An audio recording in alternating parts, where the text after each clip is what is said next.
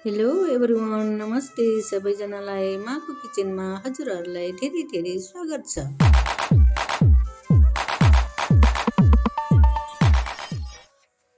Hello साथीहरू, आज म घरमै एकदम सजिलो तरिकाबाट लालमोहन बनाउँदैछु।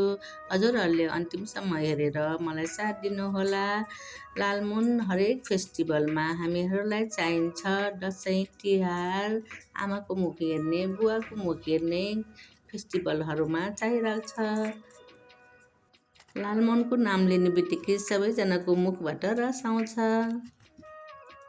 यसको लागि चाहिने सामानहरू मैले खोवा 200 ग्राम लिएको छु, सुजी 2 चम्चा, मैदा 4 चम्चा, घिउ 1 चम्चा, सिमल 4 पिस, बेकिङ सोडा 1/2 चम्चा, दुध आधा गिलास, चासनीको लागि 200 ग्राम चिनी लिएको छु र एउटा कागती लिएको छु। मैले प्यान बसालिसकेँ। अब म यसमा खोवा एड गरिदिन्छु।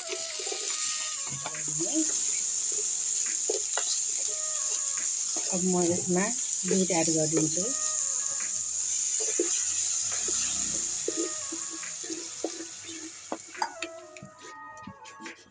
यसरी राम्रोसँग चलाउनुपर्छ।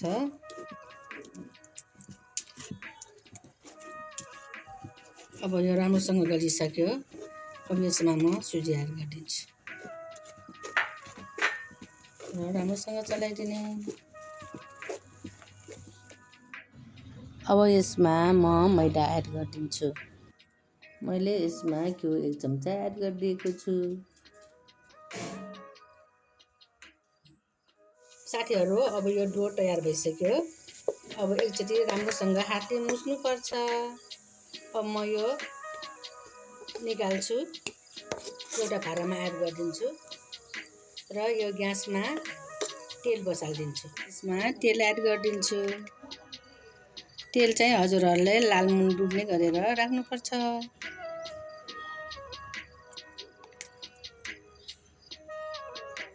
साथीहरू, डो तयार भइसक्यो। अब म लालमोहन बनाउन सुरु गर्छु। यसरी सानो डल्लो लिएर यसबाट कालोमा राखेर यसरी गोलो गोलो थिचेर बनाउनुपर्छ। यसरी साथीहरू हेर्नुहोस् त, हर्केलोमा राखेर यसरी थिच्दै थिच्दै गोलो बनाउने। हजुरहरूले यो लालमोहन बनाउँदाखेरि ठुलो सानो आफ्नो हिसाबले बनाउन सक्नुहुन्छ। मैले चाहिँ यत्रो साइज गरेँ।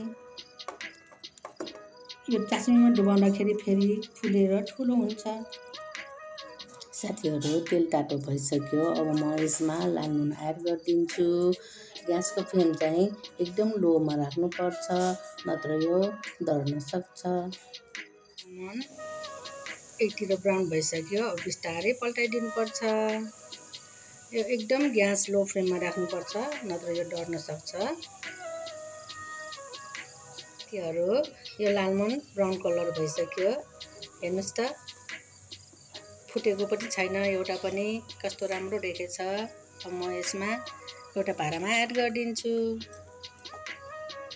हजुरहरूले यो ग्यास एकदम हाई राख्यो भने चाहिँ बाहिरबाट पाकेको जस्तो हुन्छ, ब्राउन कलर, भित्र पाक्दैन।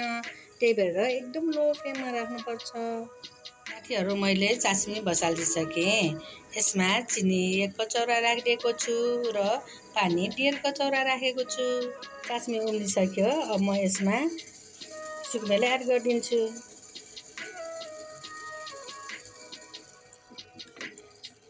अब म यसमा कागती आधी एड गरिदिन्छु। यसरी कागती राखिदियो भने चासनीमा भएको फोहोर सबै माथि निस्किन्छ र चिनी पनि मुनि दिँदैन। अब यो चासनी रेडी भइसक्यो। अब म ग्यास अफ गरिदिन्छु। यसरी हजुरहरूले यो चासनी भयो कि भएन भनेर हेर्नलाई यसरी च्याप यसरी हेर्नुपर्छ। अब यो चासनी मन तातो भएछ। म यसमा लालमोहन एड गरिदिन्छु। धेरै तातोमा राख्नु हुँदैन।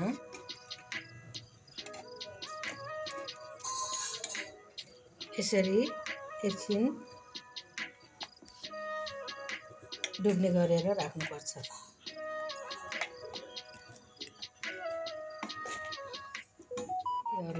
हेर्नुहोस् त कस्तो राम्रो देखेछ।